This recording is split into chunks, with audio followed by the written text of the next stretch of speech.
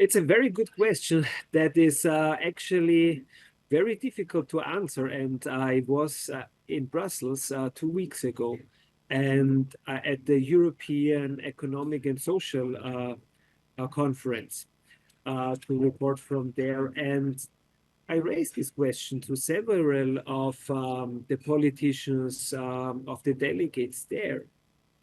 And I was really surprised. Leading diplomats, leading politicians, well experienced, and basically they were just shrugging their shoulders and said, we thought it will be difficult with Trump, but we never expected it to be that difficult.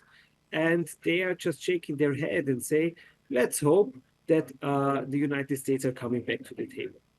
And this is a clear indication of the political weakness of the European Union, because the European Union is increasingly weak.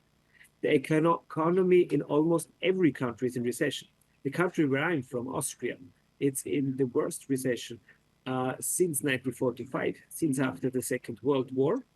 And now we have, on top of it, is that Trump is trying to pull out of the military support for Ukraine. So the EU wants to jump in, and now comes the tariffs as well. Some economists within the EU try to argue that it could be beneficial because the European Union have a trade surplus, and that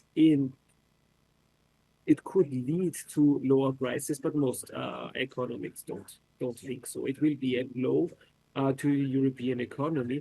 And I think the main question is, now that Trump introduces 20% of tariffs for almost all goods from the European Union, where will the European Union look at in future?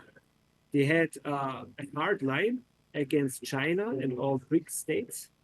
There are the sanctions against Russia. So the main problem of the EU is now that they are running out of trade partners, and that is their main problem, and that includes really a very dangerous situation on a global scale, because where are they looking for new trade partners?